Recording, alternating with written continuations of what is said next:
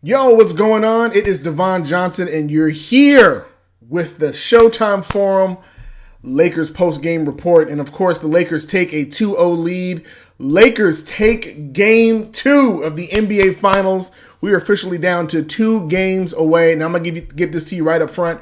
Our own Chaz is out tonight. He is visiting family tonight, and they're having some technical issues with the Wi-Fi where he's at. So we're going to talk a little bit about what we talked about prior to this. We were able to chat for just a quick minute, but there's plenty to talk about tonight. And what's good about tonight is that I get to focus completely on your comments tonight.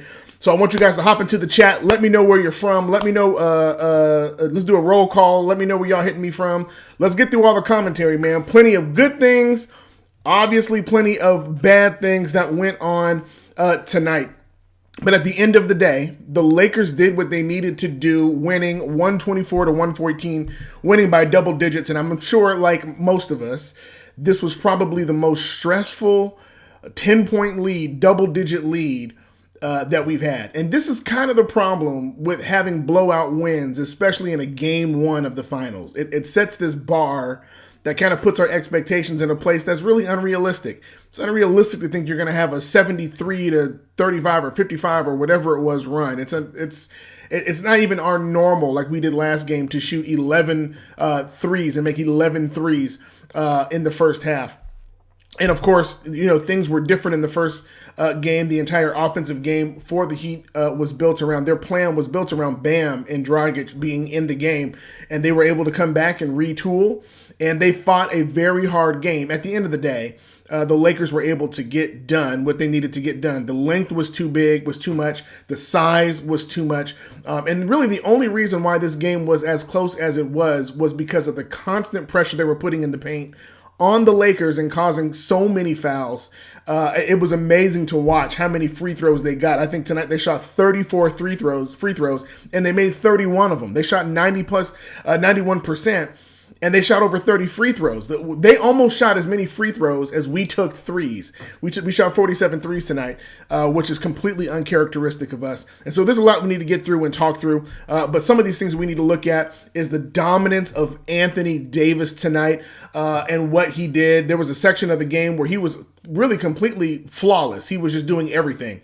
I think he had only missed one shot. I think he might have been 11 to 12 at one point. He ended up finishing the night 15 of 20 with 32 points, 14 rebounds. This is something that we want to see. 14 rebounds and 1 steal. And we actually saw a moment, I don't know if we remember, but there was a moment where rebounding was an issue for us in a previous game, but not tonight. The Lakers did their thing, and it was led by Anthony Davis. Of course, LeBron James really became the difference maker in the last quarter, scoring 33 points, going 14 of 25, and seeing him be aggressive from 3, shooting 3 of 8 from 3. And as many threes as we missed tonight, we still shot close to 35%. We went 15 to 47, but you hate seeing the Lakers shoot that percentage with that many shots going up. You love to see them shooting close to 35%, around the 20 to 25 three-point range, attempt range. So tonight there were some issues that we had. And then, of course, we can't say enough about the Heat and their tenacity and their fight. And while so many people were saying that this was going to be a cakewalk, like our friend Mason on Mason in Ireland, the truth is that the Heat are coached different. They are greater than the sum of their parts. They operate at a different level. They do things with a different mindset of most teams. They don't roll over.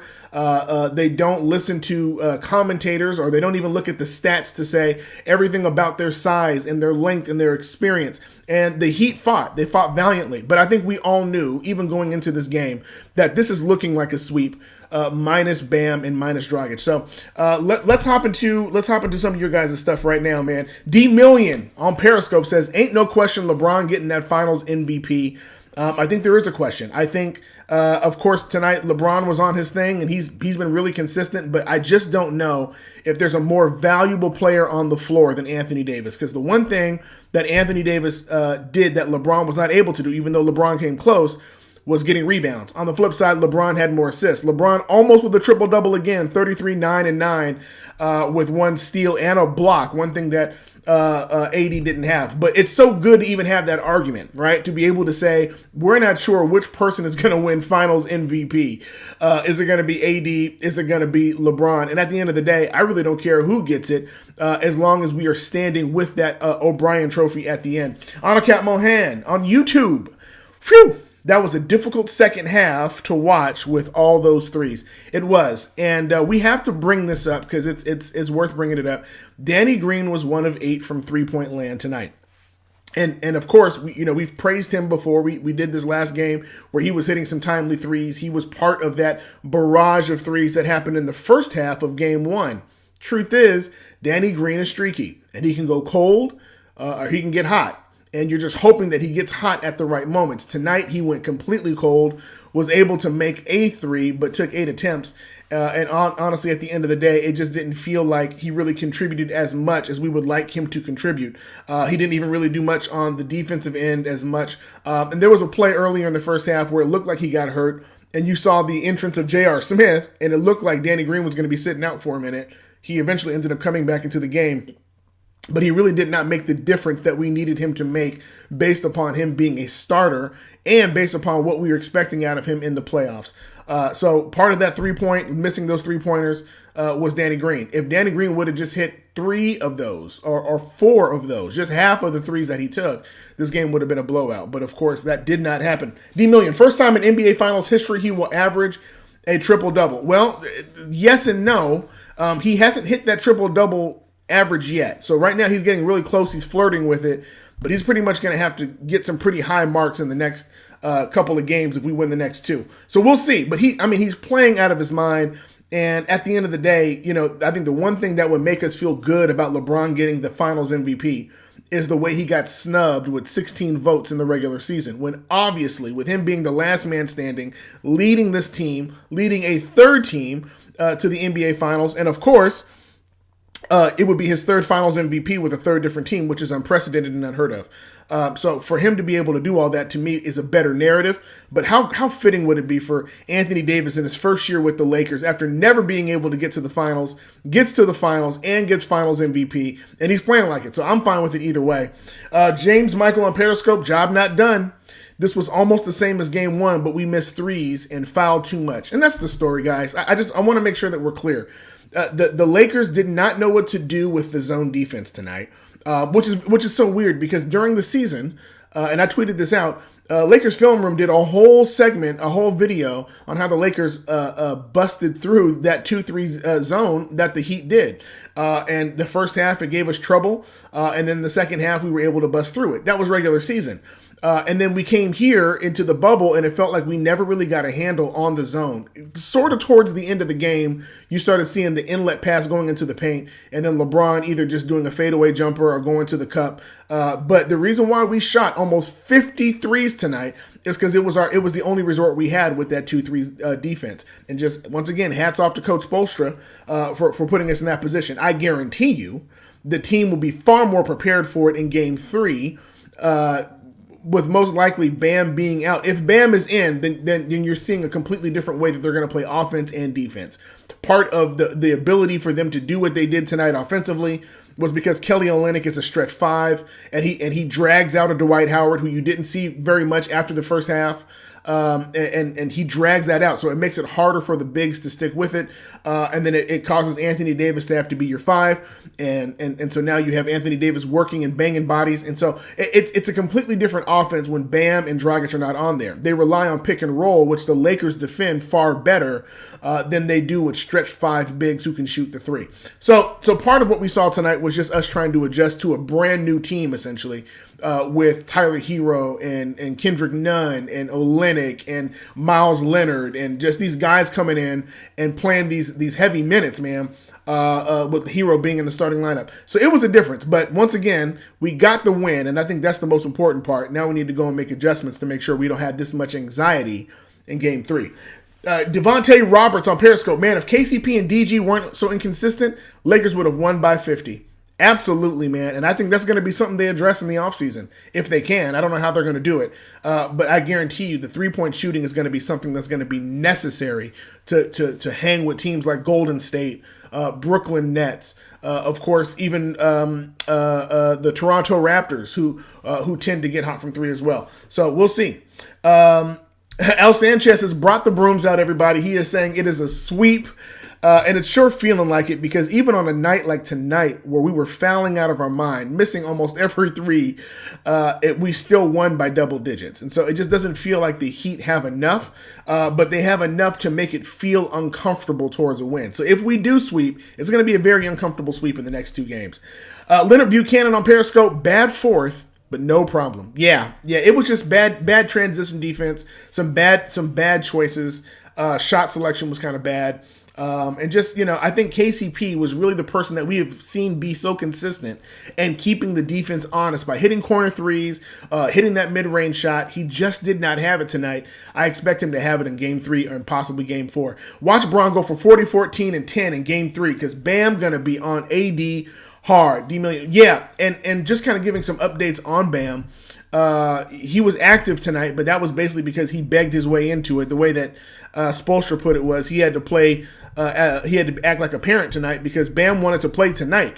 But from what the reports were saying is that Bam is having an issue with just trying to raise his arm up. And so he's having issues with range of motion and the whole nine. So I really don't know what happens if you bring Bam in this next game. I don't know if he's going to be able to contribute. I know banging bodies is going to be a real difficulty for him if he ends up playing. So I don't know. But if he does play, I guarantee you AD and LeBron are going to attack him. If you come on that floor, then you are barbecue chicken to them. So if he's going to get on that floor, he better be prepared to bang bodies. And we'll see, because that's very likely he can get up there and score 40, 14, and 10. Devontae Roberts, who do you think the Lakers should go for in offseason to improve shooting? I don't even want to think about it yet because there's so much uncertainty. I really just want to focus on the next two wins and getting through the longest NBA season in history. So I'll think about that a little bit later. But as of right now, man, I'm focused on the next two. Danny Green, no words, man. Yeah.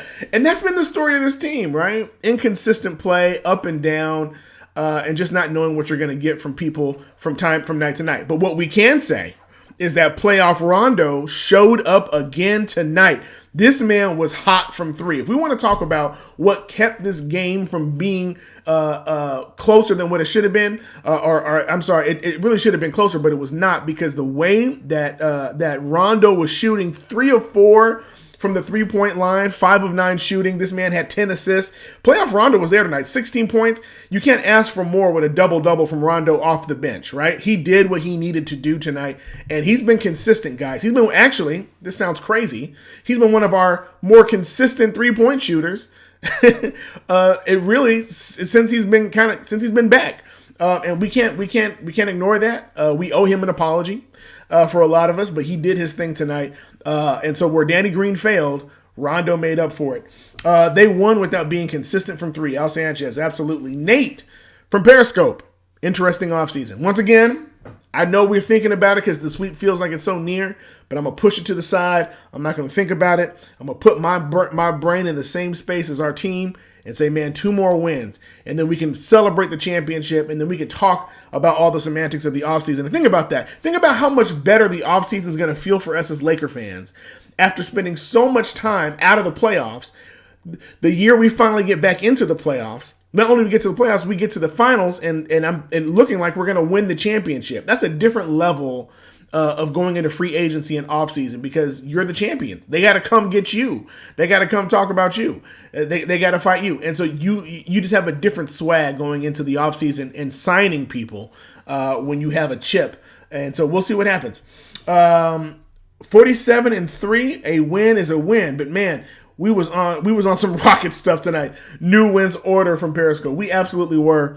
tonight is so uncharacteristic of shooting 47 threes, but once again, it's the zone. And the zone dictates, if you notice, and you can probably go back and watch some of these replays later, every time that there was even a look to go inside, they packed the paint, which is why it makes Anthony Davis's 32 points on the level of shooting that he was doing, shooting from the perimeter, shooting from three, put back layups, cutting from the baseline dunks, him being able to navigate through that packed paint and still be able to do what he did and still be able to get 14 rebounds when he's the sole big amongst 3 or 4 players that are in there, including a Miles Leonard, Andre Iguodala, and sometimes even Kelly Olynyk. Him being able to do that is what makes his stat line so significantly impressive to us, is him being able to do that. So we had a hard time breaking the zone in the fourth. We had a hard time with the zone the whole game.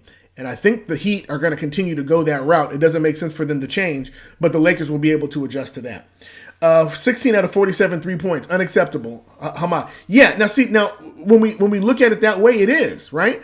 Shooting 16 of 47 is unacceptable. But the actual percentage is not bad. The percentage was almost 35% from three.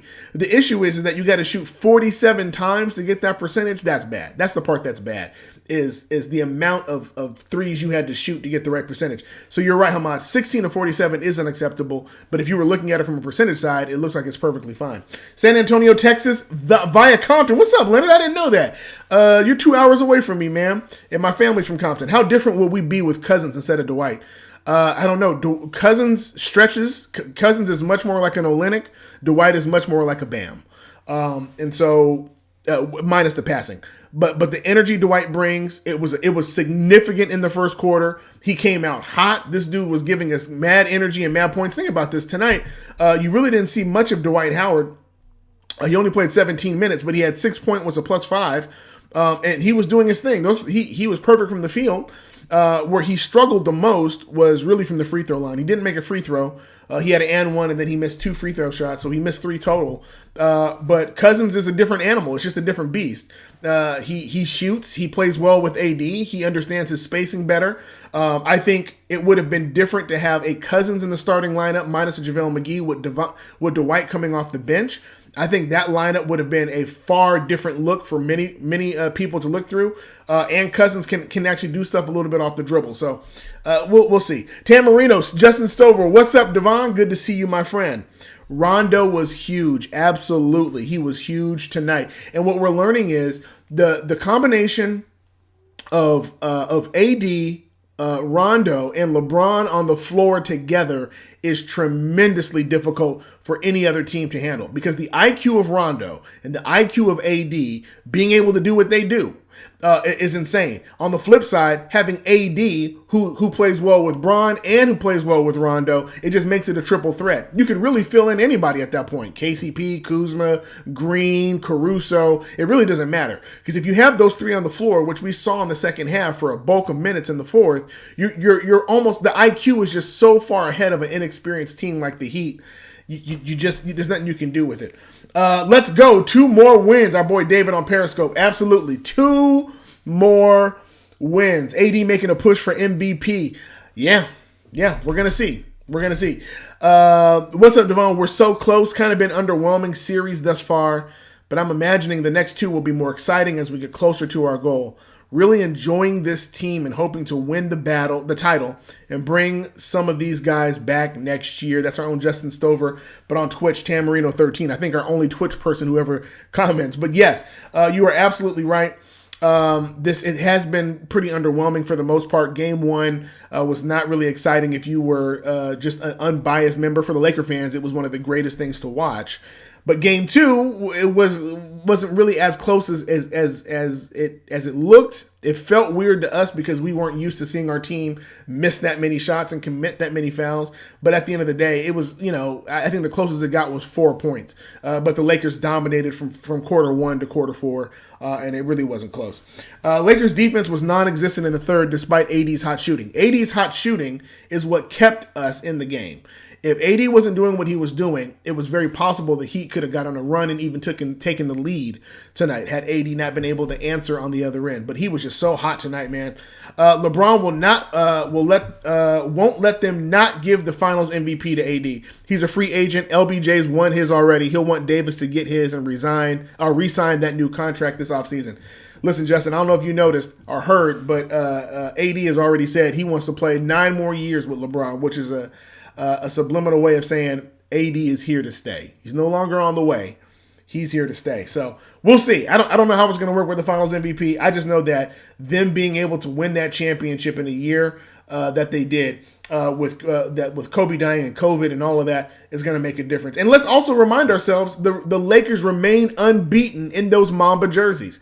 I really hope they retire those particular jerseys after the finals and they have a new Mamba edition, or of course we've seen even the Crenshaw edition that they're talking about is rumored to come out in 2021. But what they're doing in these jerseys is unprecedented, and I love seeing it.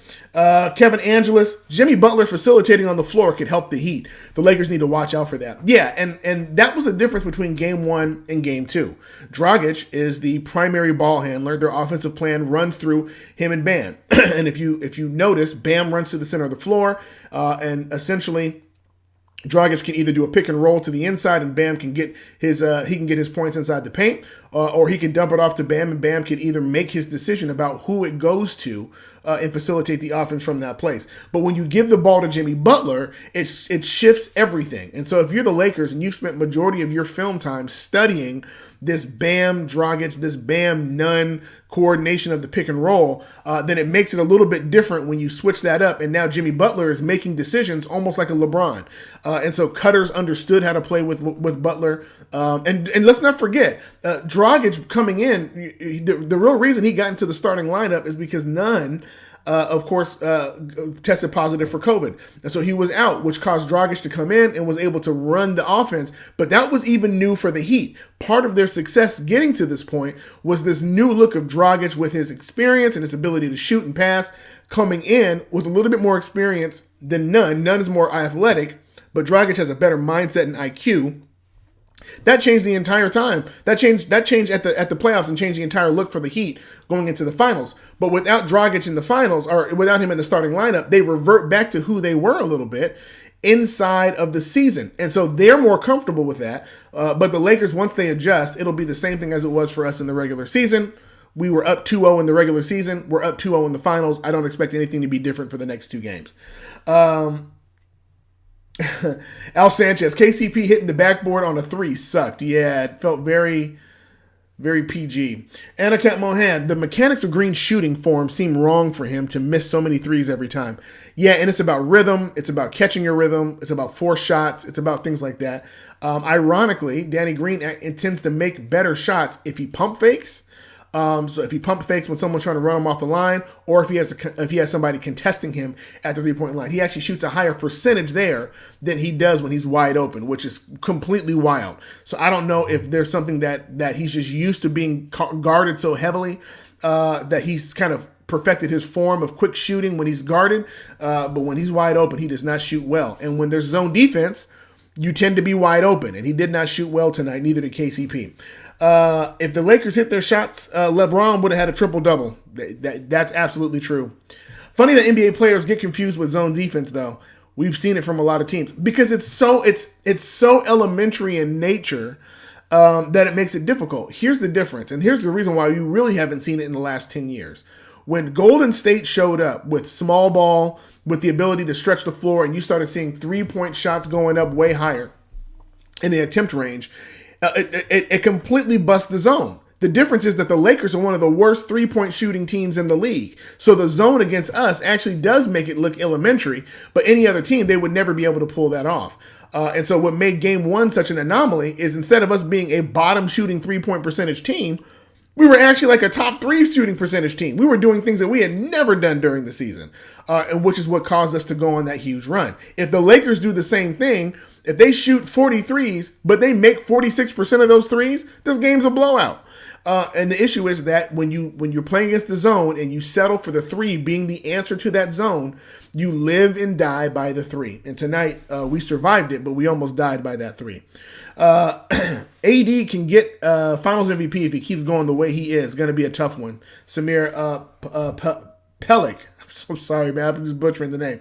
Yeah, AD has been not just in the finals, but the entire playoffs. If you go and look at what this man is averaging for the playoffs, what you're watching is dominant. It's dominant. It's dominant. And it's hard to see it. It's hard to recognize it and appreciate it as much because LeBron is doing some outrageous and amazing things himself. But what AD is doing statistically, you can't argue with it. Even tonight, Lakers don't win this game unless AD plays the way he's playing. James Michael, good vibes to DG and KCP as they look banged up. The last KC3 was confidence builder in finals. Yeah, and if you just kind of notice going into timeouts or anytime that KCP or Green were subbed out, the first person who spoke to them was Phil Handy. And Phil Handy and Penberthy, these coaches take pride in training the players to shoot even in their older age. Of course, Handy has been far familiar with Danny Green. And so I trust that this coaching staff will have these guys ready, settled, and confident for game 3. They need shooters. AA. Yeah, we do. And the issue is that our shooters keep showing up like whack-a-mole. They show up for a minute, and the minute that you need them, they disappear again. So we'll see. Do you think the Lakers would have an easier time if Howard was in the fourth quarter? No, I think we would have had a worse time. Because Howard does not move his feet well against other bigs. See, the issue is Howard does great against bigs that don't shoot threes because he's able to body them in the paint and do work in the paint. That's what makes him so successful in that, right? The issue is that when you have someone like a Kelly Olynyk who can draw you all the way out to the perimeter, pump fake, and drive by you, that's not where Dwight Howard excels, okay? He excels against guards because he can lay off a little bit and he's expecting the guards to either shoot or expecting the guards to kind of drive, and his size can kind of get to that. He can make up for it with his length. But when somebody is equal size as you, maybe not weight, but equal size as you, then it makes it difficult for you to be able to do your normal defensive tactics to be able to defend well and to rebound. And so Kelly Olynyk, that's him and Myers Leonard.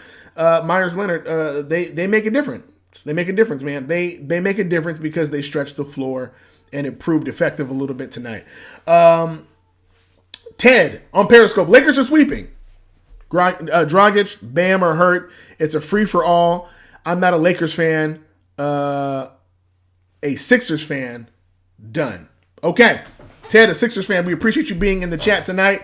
We appreciate them, man. We love the good vibes, yo. And congratulations to the Sixers getting a Hall of Fame coach like Doc Rivers. I think he was unemployed for 3 days, and he has found himself a roster in the Eastern Conference, and I think they're going to dominate on that side as well. And we hope that the Sixers beat up the Nets so that by the time we get to play them, we can end all the drama. Hey, Kyle Kuzma had a good game. Kyle Kuzma did some things tonight that I was very happy about, some things that I was not happy about. He shot 2 of 6 from 3, which is okay for me.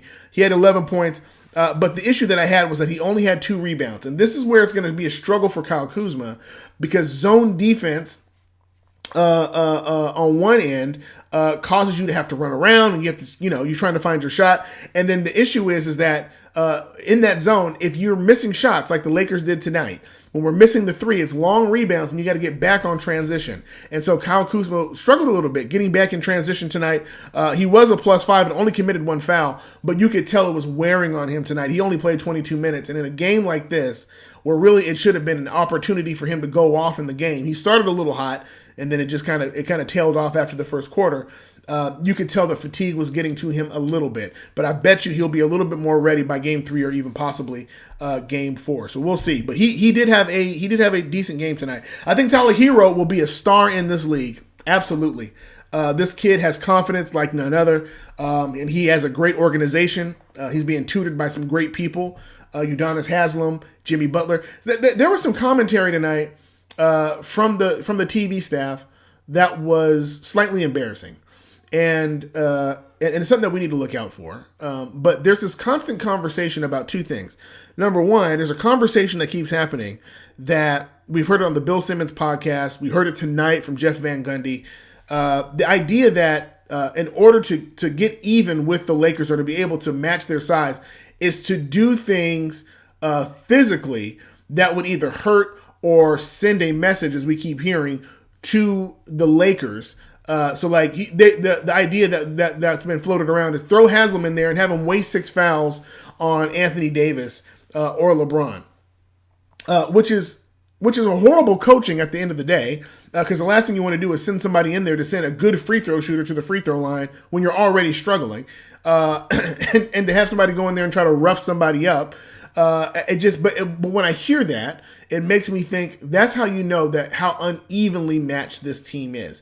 If the final resort is, number one, let's get Haslam in the game, a 40-year-old who's essentially being paid to be a motivational speaker for the team, to have him come in the game and think that he's going to be the answer because you want him to commit 6 fouls in 5 minutes.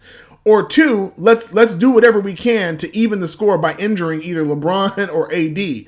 I think it's just silly, and I'm really hoping that the refs are able to kind of keep that into account, that the idea that to even the score is to get more physical, I think is crazy. I think it's crazy. I think it's a lack of sportsmanship. And we kind of saw that in game 1 with Jay Crowder trying to take LeBron's arm off. And for some reason it was never addressed. There was no warning put forth. There was no text put forth. But if LeBron would have grabbed Jay Crowder like that, it would have been the talking point of all over the news the next day. But it is what it is. Lakers are up 2-0, so let me stop complaining. Hamad, Talon would be more efficient than DG and KCP. Jay-Z was like, are we not done yet, Bron? Yeah, and you guys got to remember, we've been saying this theme consistently kind of throughout the season and especially in the playoffs. Because Vogel is defensive-minded, the issue is not whether or not Talon can score, but scoring is always going to be secondary to Vogel, to your defense. Right? Because when you have Anthony Davis and LeBron James and Rondo and these people who know how to handle transition, you want to get out. The Lakers are one of the top teams in transition points. So the idea is that if we can get our defense solid, then the points will take care of themselves. Talon, THT, Dion, even to be honest, J.R. Smith, all have tremendous scoring talent. The issue where they struggle at is understanding defensive assignments. How many times did we watch LeBron James go off on his teammates for missed defensive assignments? How many times did we see LeBron James pull people to the side during timeouts, during free throws, and try to instruct them on the assignment that they're missing? Game 1, being up by 14, he goes off on one of the players about missing a switch. So the idea is that if you have this level of intensity and tone for defense, it doesn't make sense to put a defensive and Talon is long and lengthy, but he does not understand rotations yet, let alone how he's going to be able to penetrate a 2-3 zone. Talon is great. He does great and against man-to-man coverage. That was not the game that was being played tonight, and all the Lakers struggled. And if we had Steph Curry or Klay Thompson, or you had snipers like that, it would make sense to throw him in there. But that's not even what he is yet. As he grows and develops, I think he'll learn more. He's going to learn more in those film sessions about how to handle a 2-3 zone than he would actually trying to play finals, because it's too much too soon. Okay, and the game's moving way too fast. He needs to be able to slow that thing down, understand it, then apply. And I think this is going to be valuable for him, even though he's riding the bench and not being able to play. Kuzma played aggressive tonight, but needs to work on minimizing turnovers. Absolutely, and tonight he didn't do bad with turnovers in the grand scheme of things. 3 turnovers for him is not as bad, right? Him and LeBron tend to be high in turnovers. So you're right. But in the finals, every turnover is accentuated that much more. So you're right. He does need to work on that. Boogie would have been great instead of McGee. Al Sanchez. Yeah. But let's also remember, let's just throw this out here. Had Boogie not got hurt, we wouldn't have signed Dwight. It wouldn't have made sense to have 3 bigs like that. You already have AD. That would have been a 4th big. So the reason why Dwight was signed was because Boogie got hurt. Right? So like hindsight, you go, oh man, the perfect scenario would have been, okay, let's have Dwight off the bench, Boogie in the starting lineup, and then we're crazy and we're completely impossible to guard. But guess what? That's completely plausible in the next season. I don't want to get ahead of myself, but that's a scary thought. I have so many tweets ready. 2 more wins. Remember, the Lakers are a dumpster fire. The Hulk. Yeah, get your receipts ready, man. The Lakers are going to win this series. Let's just settle that now. My fear, my anxiety is not about getting 2 more wins. I just want to get the next 2 wins in the next 2 games. Right? I don't want it to go 5 games. I want it to go 4. I want this to be a sweep. I want the boys to go home. I want them to enjoy their families and get back to life again. And I want to find us having a parade or some kind of special ceremony at Staples. But yeah, it's going to be great. So just prepare yourself to get those receipts ready, because there was so much hate last summer, and here we are in next year's fall about to win the Larry O'Brien, man. Hope, faith, pray. Periscope. Don't be surprised if Bron gives his Finals MVP to AD. That would be a beautiful move, man. And don't be surprised if they dedicate, whoever wins it, they dedicate it to Kobe. Kayla May on Periscope. We all need to apologize to Rondo. And I'm saying this verbally right now. I was over nervous about Rondo coming back. I made comments about it in the post game. I tweeted about it. I didn't really know how we were going to fit him back in. I said, this doesn't really make sense. The man ain't played in forever. Then the first game happens, and he comes in, and he plays like trash. And we all said it. We all thought it. Frank Vogel, why would you give Rondo 20-something minutes when he hasn't played in almost 5 or 6 months? I said, it doesn't make sense. What are you doing? And then the next game, playoff Rondo showed up. And ever since that second game of him coming back, we have been seeing consistent Rondo running the offense, keeping us going, instructing and coaching from the floor, keeping even keel, and doing everything that we need at the moments that we need him to do it. So as far as I'm concerned, I owe that man the biggest apology, and I hope that there's an opportunity for us to make it up to him in the regular season next year. So, let's see. Anthony Marshawn Davis Jr. is a Laker. That's right. 24K Petty, my cousin. BDP. Talk about AD being bothered after the game. Probably the shooters pissing him off. Probably, because it makes a difference in how you operate and how things go. It's crazy. Here goes a tweet from Mike Trudell. Lakers on game 2. He goes, myself, coach, and AD were not happy with our defensive presence tonight. We know we can be a lot better. Myself and AD, we're not satisfied with just the win. We want to be great. That's the sign of a great leader, that you're not satisfied. And this is how, I keep going back to this, the way you can blow a 3-1 lead in the playoffs is by not having a leader who keeps you even keeled and saying, I don't care what you won, how many games you're up by 2. It's 2-0. It's very possible to still lose this series. And the reason why it's possible you can lose this series is because anything can happen in games 3 and 4. So unless you're getting better, you're leaving the potential of getting worse. And you have a leader who says, get yourself together. Let's get back to the defensive presence that we've been known for. We are an elite defensive team, and we should be that in the next 2 games. And that's what I love seeing from LeBron. And what I loved him saying was, myself, coach, and AD were not happy. Those are the 3 people that mattered. And here's a great tweet that also came from Mike Trudell. Anthony Davis and and LeBron went for 60-plus points for the 21st time this season. Lakers are 20-1 in such games, tying Kobe and Shaq for highest winning percentage among teammates that hit 60 in the last 15 games. Also, first time teammates hit 60 in the finals since Kobe, Shaq, 2002. And just to clarify, he said that's for Laker teammates. Of course, LeBron did it with Kyrie, and Steph did it with KD as well in previous finals. But that's something to look forward to and something to look at as well. But I also want to talk about this, because this is a key. This is what Frank Vogel said about the zone tonight. Frank Vogel said on Working Against the Zone, there are a few different alignments we want to get out of a zone that we feel are favorable to our offense. And this is what's key. The key is this.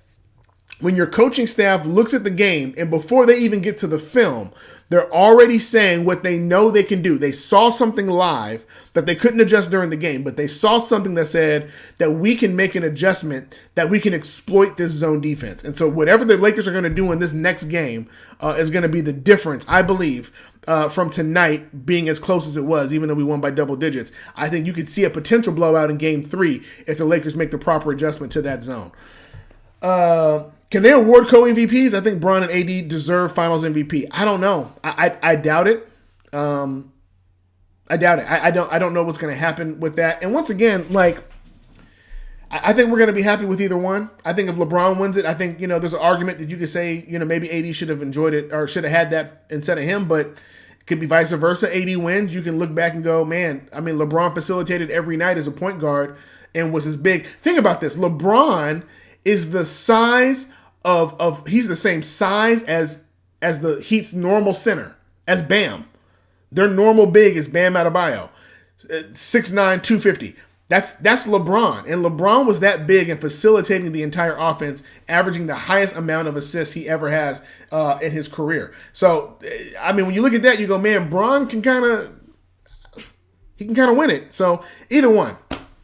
BJ on Periscope, Danny Green had an off night. He did, I'm sure. Jason Jeter, Dwight played well outside of free throws. BJ, Cousins tonight. If Cousins comes back to LA, it's over. Alex V. Yeah, we're not gonna think about it too much. But let's not forget, there was a whole lot of conversation right before we had to release him. So he was working out and rehabbing at the Laker facility before COVID hit. So that's something to think about. Jason Jeter, Cousins has had terrible injuries. Can't count on that. Listen, if he adds to the depth, nobody's bounced through more teams and had more back surgeries than Dwight Howard. And he bounced back from it and was able to contribute significantly to this team getting to the championship. I think Cousins could do the same. 2 more left, Devon. More Kuz and less Green. Green was bad tonight. But traditionally, and let's just be honest, even when he's not shooting well, what you really rely on is on his defense to be pretty stellar. Once again, he's in the top 10 with blocks. He's in the top 7 in blocks for guards all time. And he's had some significant blocks, some great steals. He's been able to do some things on the defensive end that makes a difference. Some things that Kuz has not learned how to do yet. So it's a battle. It's a battle of the lemons in this case. It's not to steal from John Ireland. It's a battle of the lemons. That you have great shooting and horrible defense, or you can have bad shooting and great defense. And you're trying to balance that out in the rotation. So I don't know how they're going to do that, but we'll see. Freehold Gonzalez, get it, Devon. AC still making key plays and now knocking down the 3. Let's talk about our boy, Alex Caruso. Let's have a conversation about Caruso. Caruso played 23 minutes tonight, had 6 points, 4 fouls, and was a -5. Let's talk about this real quick. Now, when you look at that stat line, Alex Caruso is pretty consistent between 5 to 9 points. Every now and again, he'll give you 14, maybe 11. He's always going to give you a few fouls, 2 to 4 fouls. And generally he's in the plus as opposed to the minus, because he's generally playing with LeBron. We've seen that connection. They have the highest net rating of any duo, even higher than Anthony Davis and LeBron in the league. So we know that they have that going. What makes other teams so upset when we talk about Caruso, and we keep playing around with this idea of the GOAT, and we keep calling him this. The reason why he is so valuable to this team is because he does the things that you will not press rewind for unless you're a Laker fan. It's the small things. It's blocking a shot and then catching that before it goes out of bounds and throwing it back in and giving us a possession. It's his hands being active and knocking balls out of the passing lane. It's him taking charges consistently. How many times have we seen AC out of nowhere just find himself sliding in just outside the restricted area and stopping the entire offensive play for the opposition by getting a charge and giving an offensive foul to the other player? He does the things that you don't realize how much you need it until it's done. And you notice that the other team doesn't have a Caruso. They don't have somebody else who's able to do key defensive moments. And then now, like you said, be able to hit threes. Him going 50% from 3, going 2 of 4 is a significant cherry on top. His defense by itself validates him being on the floor, even if he only scores 2 to 6 points. But when you say he's going to give me 2 key threes, that makes a difference. And we've already seen it in the last series where he hit a key 3. So what we're seeing is we're seeing Alex Caruso become more effective at driving to the hole. We're seeing him become more effective shooting the 3. And this is all on top of his energy off the bench and him being able to play defense. He is going to be the unsung hero of this team when we win the championship. You'll be able to go back throughout the entire season and pick stuff that we forgot even happened in the game. Hockey assists, key defensive plays that change the momentum, him being active, him throwing up lobs, stuff that we just forget that he did that made this Laker team come out of funks when they were coming out of halftime and going cold, or they needed energy off the bench. This dude is the intangible king. That's what he is. He is the intangible king. There is nobody in the league who does the things that Alex Caruso does. And here's the thing. He doesn't even care if you notice it. All he cares about is, does he help his team win? And I'm telling you, this is a very special group of people. We can point to every player and say they add a little something, but nobody adds to the table what Caruso brings. It's kind of like, man, like if you've ever gone to a potluck, and you know there's that one person that's going to bring that one dish that's not the main dish, but it's that one side. Like back in the day, it used to be macaroni and cheese from my grandma's house. Like it wasn't the turkey, it wasn't the fried chicken, but she was going to make that mac and cheese. That mac and cheese was the MVP of that dinner. That's why we call Caruso the GOAT. He's never going to be the main dish. But him being able to play like the size that he is and be consistent at that is the reason why we keep showing up to this Laker table hungry for more wins. And we only got 2 more to go. Lakers were just playing with their food. Alex V, I hear you, Doc. Leonard Buchanan. I think Q's is just starting. First playoffs, first finals, still has a bright future. I love hearing you say that. Ironically, Blake St. Clair has a comment from YouTube, and he's normally harsh on Kuz. Let's see what he has to say today. Complacency has crept in on both wins late. Absolutely. Blake St. Clair. Danny Green has no lift in his legs. Having a player guarding him makes him jump higher and put more arc. He shoots flat, which is weird, right? Because he shoots better when he's guarded. It's so weird, but he's more consistent when he's guarded than when he's wide open. It's very strange. But you are right. It does change it, and that's the truth. When somebody is guarding him, it causes him to have to shoot higher, and when he shoots higher, it tends to make a difference. When he's not being guarded, he does shoot flat. Vatos Locos forever. Free agents will come here to play with AD and Bron. I like to see Grant get here. Man, I can't even think about that stuff right now. What's wrong with Dion Waiters? It's not something that is wrong with him. Number one, him being out for so long. With that groin injury, we actually saw him getting some kind of like introductory minutes. He started playing in the first half, and then when he had that groin issue, it just kind of messed up his entire minutes. And at this point, it doesn't really make sense to throw him into a rotation when you're 2 wins away. He's getting a ring either way. If we completely collapse and the Heat win the next 4 games, he's getting a ring because he started with the Heat and he came to us later. You know, I don't think it's too much of pressure to throw him in there. It's not even that you necessarily need him. And not only is that him missing time is significant, he's just not great defensively. And so that makes a difference. It seems as if Morris fouls a lot with dumb moves. He plays like a caveman, great threes and physical. Yeah, he doesn't make the best decisions, but to be honest, part of his rotation minutes is to kind of take some of those fouls away from things that would have been AD. There was a little bit of a conversation that happened prior to the game where they talked about why AD doesn't play the 5 as much. And part of the reason why is because of the abuse that happens down there. And then number 2, you don't want AD in foul trouble. Tonight, AD had 4 fouls. They were kind of ticky-tack fouls. But Morris kind of picks up those fouls that normally would be on AD. So it's just, honestly, some of these Tyler Heroes and these guys, they just mastered getting to the cup and being able to draw contact. You need someone to take those fouls. And part of that is Markieff. The reason why he gets more minutes than a JaVale or a Dwight is because not only can he pick up fouls, but he can make up for it by hitting threes on the other end. He did it tonight. He missed 3 of them, but he did hit 2, and we'll live with that. A big that's able to play the 5 and shoot the 3 is something that's not normal, and I'm so glad we picked him up because had he not been in the game, think about how many games where he shot threes. One game where he had 4 threes in 4 minutes. Just him able to stretch the floor, pick up fouls, kind of be, I hate this word, but I'm going to use it, kind of be that goon in the middle. He makes a difference in how the game plays. Oh, man, Blake St. Clair. Is someone criticizing Kuzma? I won't stand for it. I love it. Olynyk looks more effective than Bam. Fielder's 80. Guys, this is going to sound crazy, and I'll probably get crucified for saying this.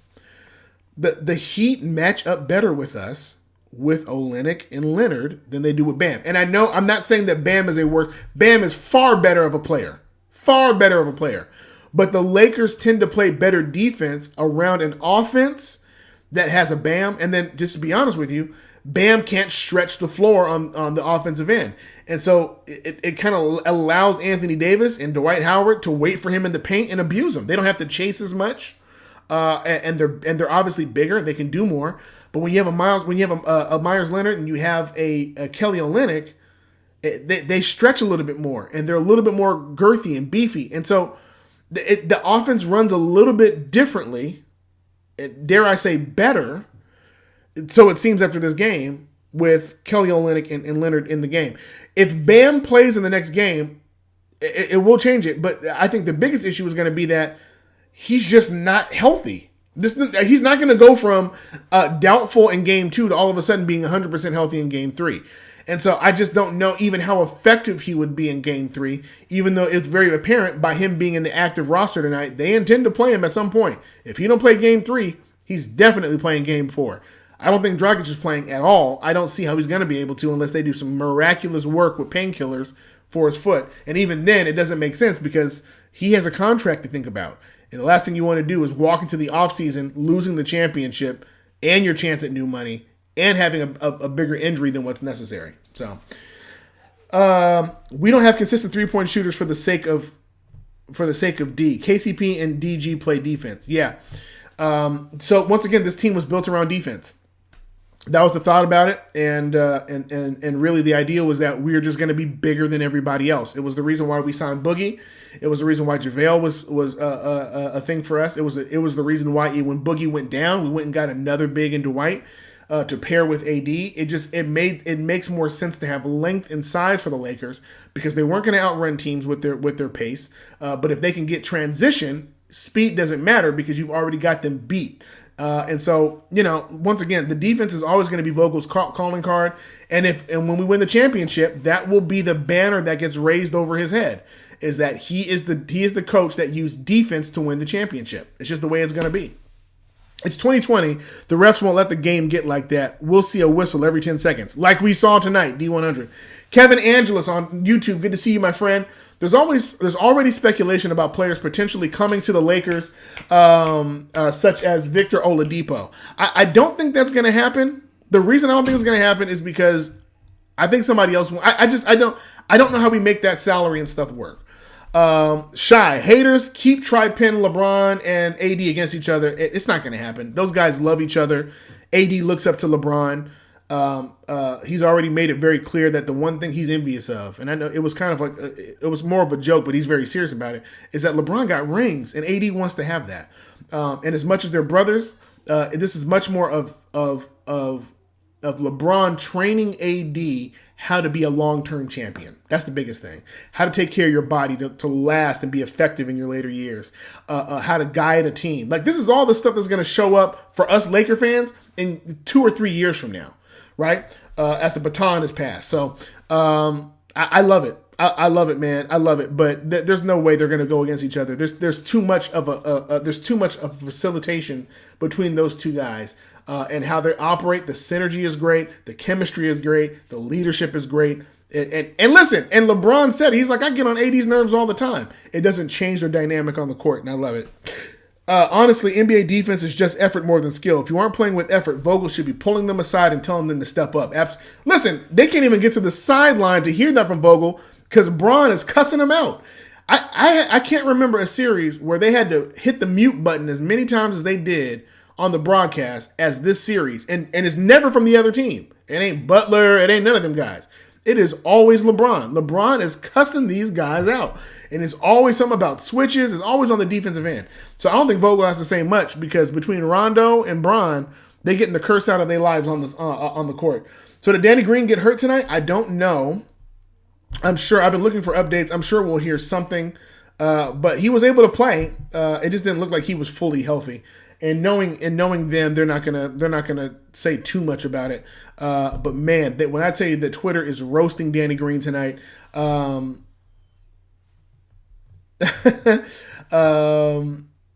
Yeah, and even there's things saying the Lakers signed Danny Green for the sole reason of hitting threes, and that's not the reason why they signed Danny Green. It was a pleasant added bonus, but his experience in the championship and his ability to play defense and play guards is the reason why they signed him. Bro lost power last 6 to 7 minutes, but hey, a dub's a dub. 2 more, baby. Let's go. Our boy Chase Aguiar. Showtime 4, Rondo. That's right. Louis Ferrado. Man, I'm so sorry. I'm jacking these names up. If I see Kelly Olynyk score more than 10 points next game, I'm going to lose my mind. Listen, I said it earlier. I said I'm expecting some of these players that are going to play above their normal productivity. They're going to give you more because what's happening is Bam and Butler and Dragic, they're feeding this intensity into these guys and saying, listen, you got our backs are against the wall, hard hat, blue collar, let's do it. Hop in there, make some things happen. And they're playing out of their mind. So Bloodbath and Beyond, bring back Cousins and why not Powell to back up AD. Powell is not going to, no. If we bring in Powell, it'll be like in the Udonis Haslem role. Like, man, grab the bench, talk these guys up, which is not even really Powell. I think Powell's living his best life right now. I don't think he's going to do like his brother and go play overseas, but I think the next time we see Powell in a uniform, it'll be like a quick signing so that we can retire his jersey as a Laker. Dance of the Lemons, not battle. Blake St. Clair. Kevin A. Angeles. AC is a real-life Billy Hoyle. Yes, he is. Karen Chaperone. Oh, God. I need to get some grammar lessons. AC next year will be even better. Count on it. I know he looks old, but he's still young.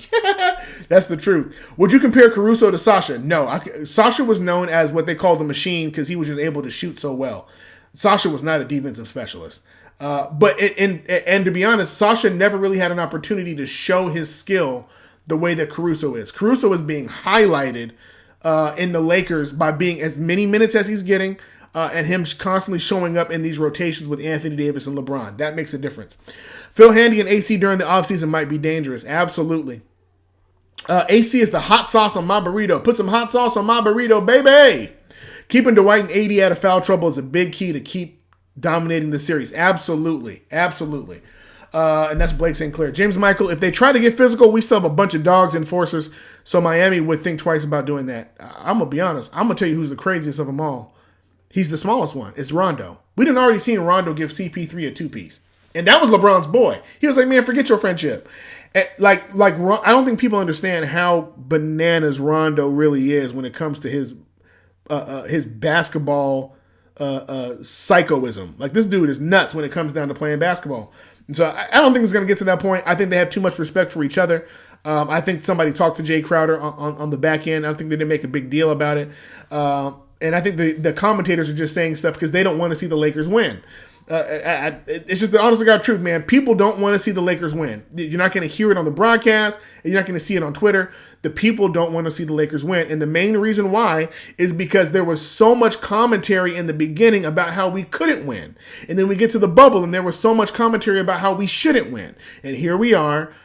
Listen, gentlemen sweeping our way into the finals, and it's looking like we may even possibly sweep this one. And that means that we would finish the entire finals winning 16 games and only losing 3 times. That's crazy. That's insane. For a team that, even though they won the West, and they were the number 1 seed without question, and were able before the shutdown to beat the Bucks and beat the Clippers, be able to do that, and then walk into the bubble and dominate. I mean, naturally you would think that you should pick those people to win, but most people ain't doing that. So it is what it is. When do we get substantial runs and leads? When we do get substantial runs and leads, I kind of feel like LeBron defaults to jacking up long threes. It's part of why Miami keeps narrowing that gap and keeping the game inside. Yeah, part of that reason is because I think it's not even a heat check. I think if he can get it going. I think if he can get the 3 going, it makes a difference in how the run goes, and he can sit down and be able to rest out. But I hate when he does it. It's never advisable. Even at the end of that half, you kind of saw it coming. You knew that he was getting ready to shoot from the logo, and he gave it a shot, and obviously he didn't make it. He goes way too much from, Laker fans, let's focus on the task at hand. Discuss the 2-peat offseason once we win this series. There we go. Prayers up for Danny Green. Blake, man, you have had a revival of positivity that I'm loving. Keep the incense and candles burning. We are sending prayers to DG. Let's feed him the energy that... Listen, he reads these comments. That's why he went off on us and called us spoiled. He's learning that we're not San Antonio. We don't believe in a dynasty one time and then you're just done. We believe that we're supposed to be hanging up banners every year. So let's throw some positivity in his chat. Let's remind him that even though we're harsh, we are still loving and accepting, man, and we need him for these next 2 games. Can we get Dion in the next game versus JR, please? Absolutely not. You're going to see more JR than you're going to see Dion. Dion has no championship experience. Dion has not played with LeBron long enough. JR has. LeBron trusts JR more than he trusts Dion. So I doubt you're going to see Dion at all in these finals. How do you feel about the narrative that the Lakers have an easy route going to the chip? Yeah, it's not true. It's just not true. The truth is the Lakers have done more with they've had to endure more than any other team in the league, and this is the reason why. No matter how close you are or how close a player was to Kobe Bryant, there's no possible way that you can tell me that the Lakers having to walk into the facility day after day, constantly being reminded of Kobe. Every time they put the jersey on, Kobe, Gigi. Every time they put those Mamba jerseys on, Kobe, Gigi. You mentally have to wear the weight that, listen, it hasn't even been a year that the icon of the franchise, our generation's Jordan, the guy who represents the purple and gold, passed away, man. Gone out of nowhere. And you have to, and listen, and winning a championship means more, which also means that not winning the championship hurts more. And they had to deal with that. Then you had to deal with the pandemic. You had to deal with being off. Then you had to deal with going into a bubble. You had to deal with social injustice. And how are you going to make all this stuff work? The Lakers dealt with it. And they didn't just deal with it, they dominated it.